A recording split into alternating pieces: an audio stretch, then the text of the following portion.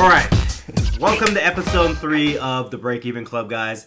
We are in Toronto, Canada for the Sports Card Expo. High expectations coming into this show. We have had, but it's been difficult, guys. Just to be very candid, it's been a difficult couple days for us. We've had a lot of things. We're exhausted. We've had a lot of things to deal with, Merlin, from right off the bat, from Thursday when you got here to all the troubles that you had to deal with the show organizers, to the type of expectations that we had for the show. It's just like it feels like it's been a struggle the last couple of days. I'm just gonna be honest with you guys. So let's get. It's a learning process. Yeah, there's positives and there's negatives that we'll go over in this episode here, but let's just kind of talk about, right off the bat, let's kind of talk about our expectations for the show, how excited we were to coming into this show. You can go first. Very. I've been working weeks to prepare for cards, get them ready. Like, I had my Justin Bieber, Drake cards. You know me, I had my music cards, getting ready. I just had everything. I wanted to get my counter cards ready because this is mainly a hockey card show. Well, we heard about that. Yes.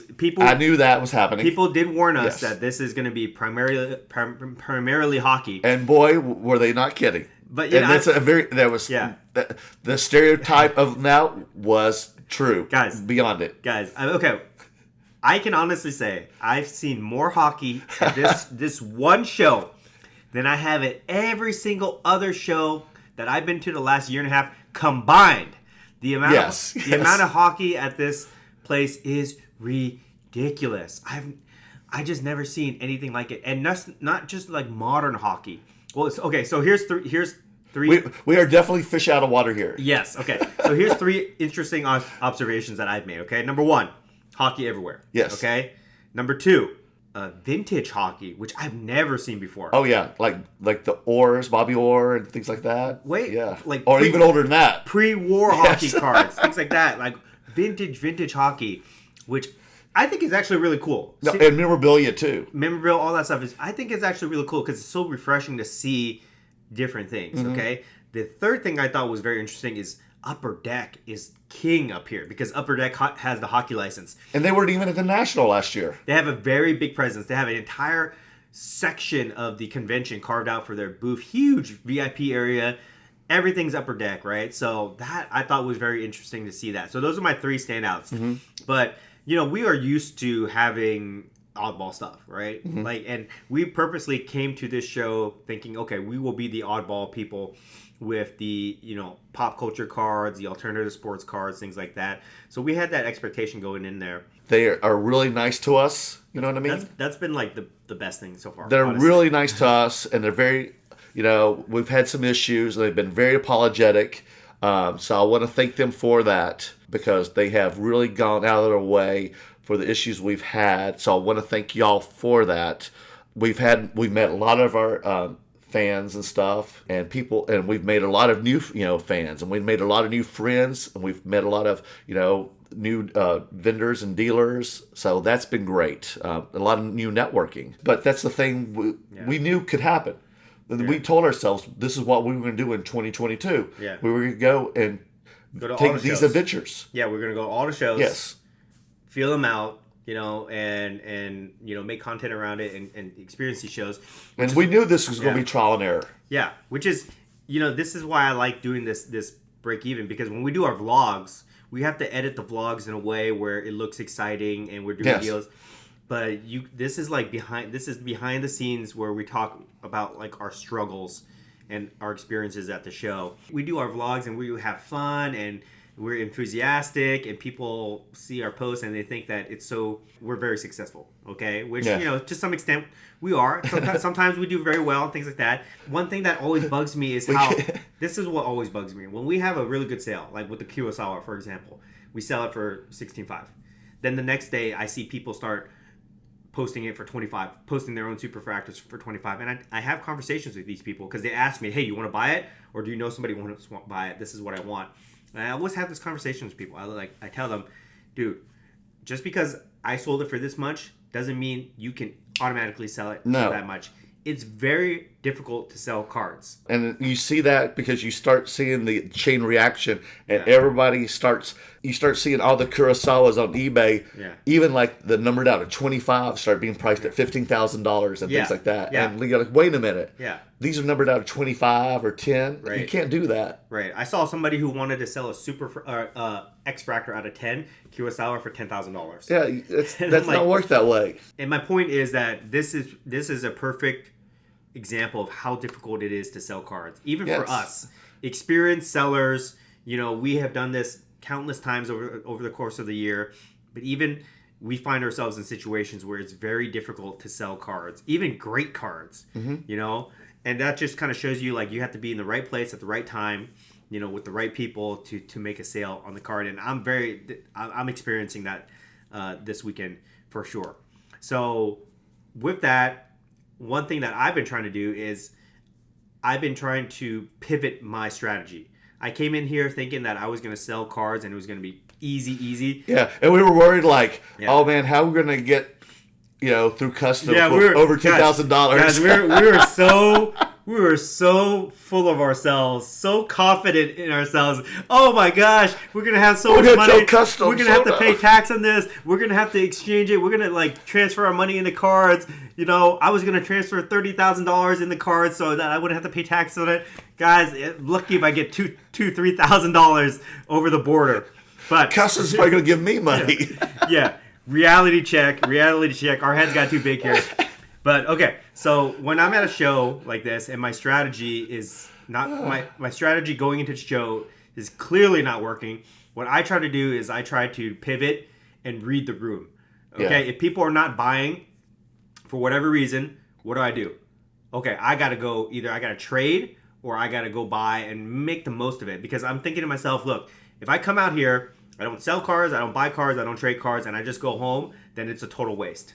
But at least if I can do one of those things and get something out of this, okay, I can make it a positive. Right. What are you doing? Well, it's funny you asked that, but here's the catch, Dan, at this show.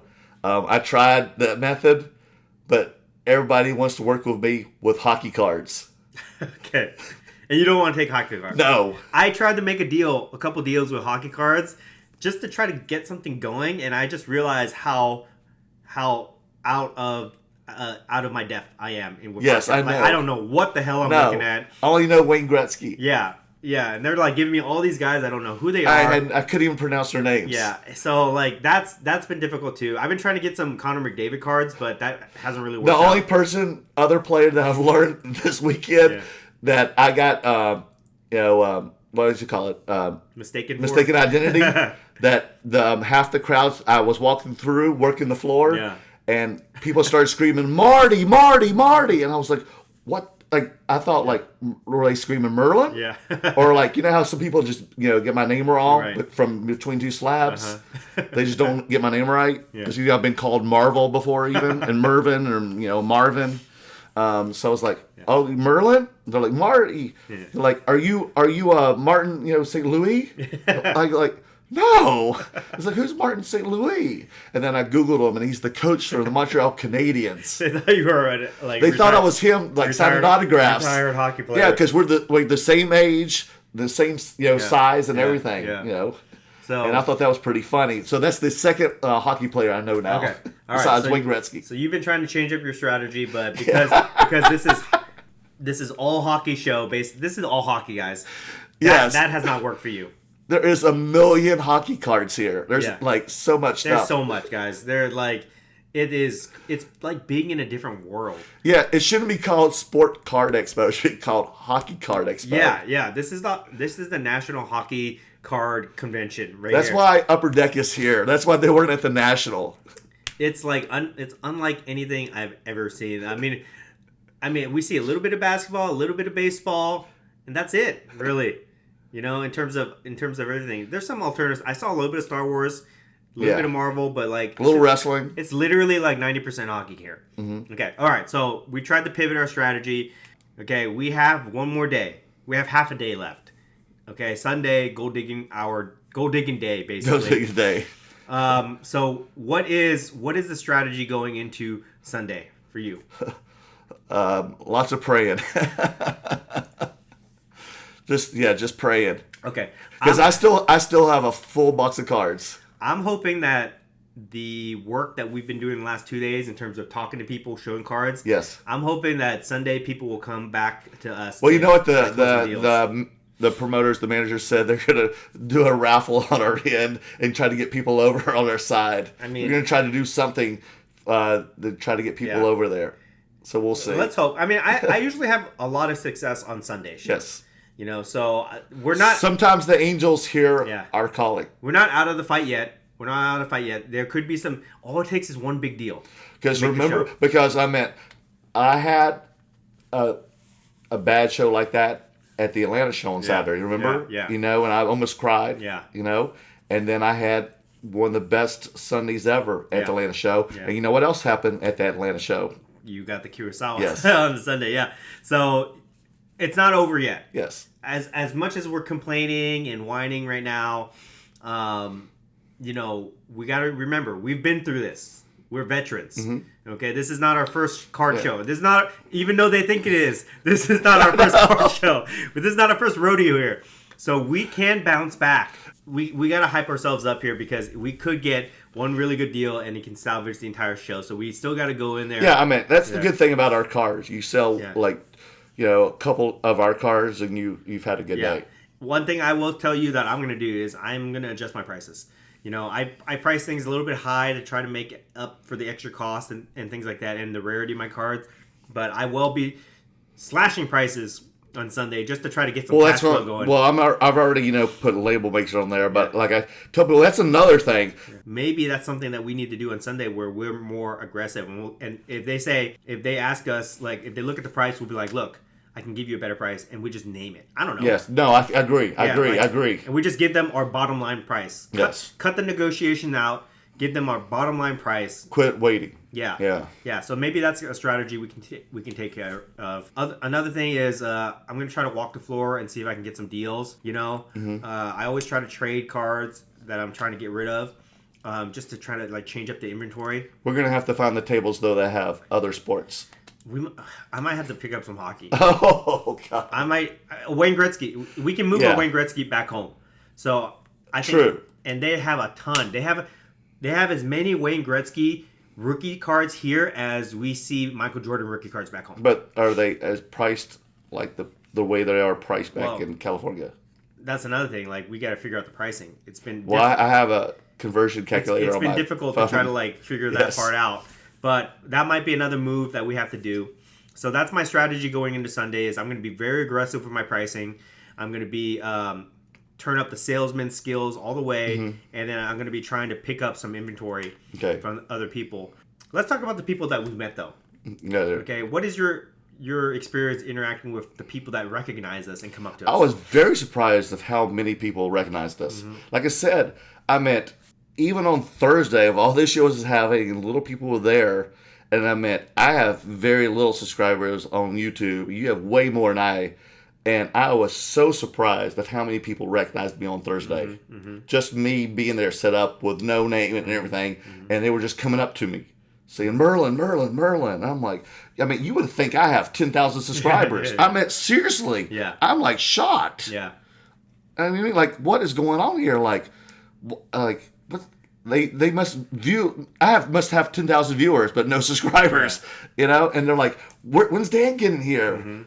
And I love y'all's content, so I am just blown away. Mm-hmm. I am so blown away of how many people know who I am and know who we are, and I am just taken back. Mm-hmm. That was feel good. That is definitely priceless. You know what I mean? That's worth $1 million right there. Let's wrap this up on a positive note let's do it. Where we talk about the interactions, because that to me has been it's been the highlight of my trip here is the interactions with the people that recognize us. Mm-hmm. I want to give a shout out to two people here. One is going to be Rick, Garage 16 on Instagram. Okay. This is the gentleman that he saw my message where I asked for some cases. He gave us 2 cases. And they were huge. Huge display cases. He saved the day. You can put 2 regular case loads of cards in it. It's over 70 cards. Yeah, he let us borrow these cases, no charge. he picked us up in the front of the convention when we couldn't even get in. That's another thing we need to talk about, how disorganized it was to try to get into the convention hall. He picked me up. He drove me all the way to the backside. Super nice. I never met this guy before ever, and he was just like so helpful. So nice. That really left a really good impression on me. So thank you, Rick. If you're watching this, thank you so much for helping us. The other person I want to highlight is this 12-year-old kid named Milton, I believe. That I may get that wrong. Milton. Okay. He came up to me and with his mom, and he told me that he was a big fan of the channel, and that he just follows me. And I started talking to this kid, and he's all hockey, right? He's 12 years old. 12 years old, all hockey, but he said that because he follows us, he's getting into things like Marvel, Star Wars, and he has some really nice cards. I thought he was a super cool kid, and I gave him some Star Wars cards as a gift. And man, when I gave him these cards, they're not worth that much money, right? I gave him the card, maybe $20. Okay, I remember. He lit up like I was Santa Claus on Christmas Day, and the look in his eyes when I gave that and the smile on his face, it really touched my heart. Where I was like, damn, this made the show for me, you know. And, oh yeah, he adored you, man. And I was like, wow, that to have that type of impact on somebody, especially somebody so young and impressionable, where you can really give them a good memory like that really made me feel special, and I really love that. So those are my two highlights. And if I go home not selling any other cards and I just have those two positive experiences, I will consider this trip successful based off of that. So I really enjoyed meeting all the Canadian people that support us. I thought it was really, really great. So I want to say thank you to you guys for coming by, saying hello, and just being so nice and helpful to us. Oh yeah, definitely. Yeah, there was so many people that like brought us things, and people didn't even knew that were so nice and would bring things. And so thank you. Like finally getting to meet Ben Carlos. I always loved his content. I miss your content, dude. Thank you for the wrestling cards you came and brought me this morning before you headed out to the Comic-Con. And I hope you can make some more content in the future, man, because I really miss your stuff. So that was really nice of you to come and see me before you left this morning. So thank you so much. Another guy. Oh yeah, look at this. Another guy I'll highlight is my friend Tim, who gave me this really cool. He's like the biggest Javon Carter fan in the world. It's so shiny, it won't focus. Yeah. You can't see it, but it's really heavy. He gave me this like little championship ring here. Heavy duty, and he just this costs money, whatever. I don't know how much it costs, but heavy. He gave this to me. There you go. First time meeting him. So shout out to Tim. Thank you so much. Just like the people here have been so great. Yes, everybody has like bend over backwards for us. So thank y'all. I probably will not do this show again, but the interaction with the people have evened everything out and made it worthwhile. So it has been an overall positive experience based off of that.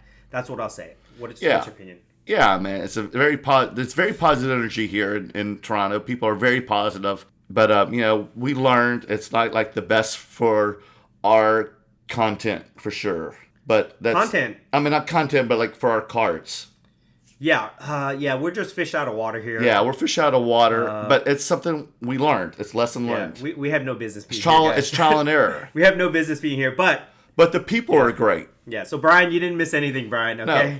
Well, yes. Actually, I think Brian would have done very well here. Yeah, they were, because a lot of people were looking for soccer. Yeah. There were. I should have brought soccer here. I think Brian I made a mistake not bringing my soccer cards. Me and you probably did not do so well, but, you know, we talked about this. I did make a mistake not bringing the soccer cards. Yeah, we talked about this where 2022 we were going to go to all the shows. We were going to experience everything, and this is a good learning experience. Not everything can be a home run like Dallas, right? We thought like alternative cards would work like they have been working, but not here. Sometimes you got to get punched in the gut. Overall, and I think that's what this is like a reality check for us, for me anyway. Or even the high end stuff didn't work here either. So we might have to diversify. It's a little too high end here. I was talking to Brian about this in the last podcast where I have to kind of diversify a little bit more And I think I really learned that from this experience. So I'm going to make an attempt to diversify my inventory even more so than I am right now. But yeah, I think it would have worked better if we had just come here as just observe and just a buyer, not as a seller. Maybe that would have been a play. At least we would have way less overhead. Yeah. But just come here to shoot content and stuff. Yeah. So I mean, that's the overall impression so far. We still have 1 day left, so let's try to encourage each other. And maybe I'll find a superfractor. Yeah, maybe. Who knows what will be out there? But let's try to encourage each other. Try to end this strong, and let's just try to get home. Yeah. That's what I'm. I hope we don't have COVID. Because we have to take a COVID test before we go on. Before we can even check in, we can't even do a pre-check-in yet. With everything the way it's happened, I would not be surprised if we end up getting stuck here for a week or whatever. But let's.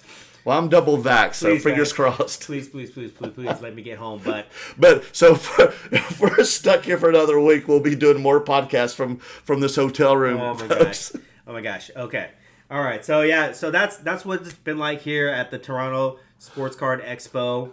Guys, we still got 1 day left, so or will we have 7 days left? Yeah, hopefully we'll get some deals tomorrow. We'll see, but that's been the overall impression so far.